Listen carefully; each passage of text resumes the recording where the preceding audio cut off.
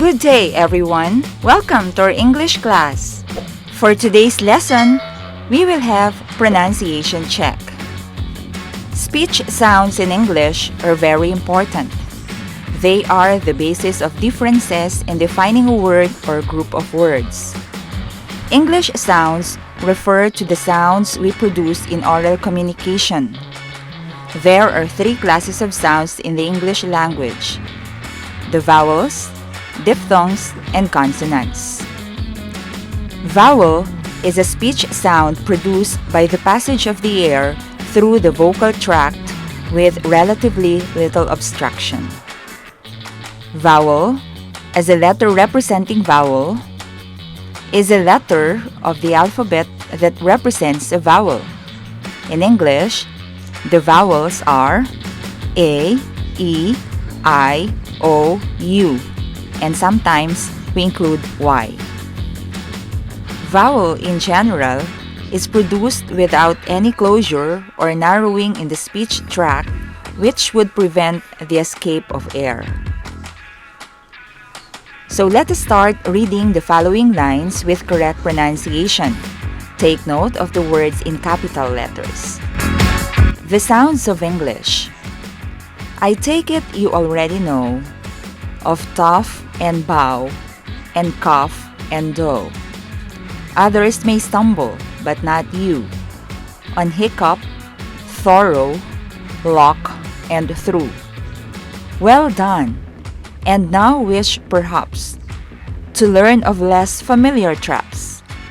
Beware of herd, a dreadful word that looks like beard and sounds like bird.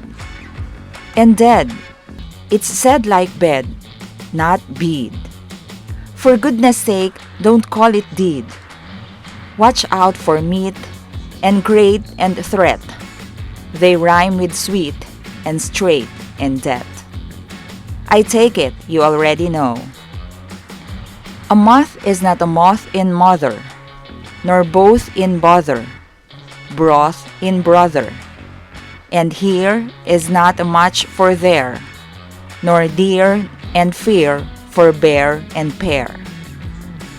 And then there's those and rose and lose. Just look them up, and goose and choose. And cork and work and card and ward, and font and front and word and sword, and do and go and thwart and cart. Come, come, I've hardly made a start.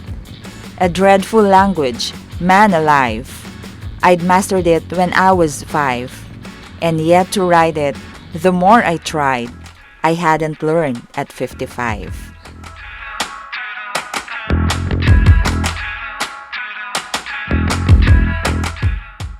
For today's words of wisdom, the beautiful thing about learning is that nobody can take it away from you. That's according to B.B. King.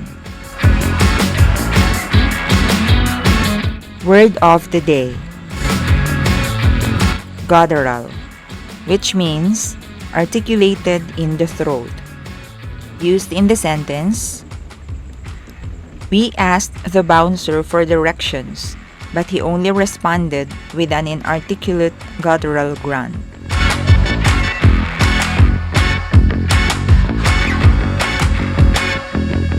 That's all for today, guys. Watch out for the upcoming videos.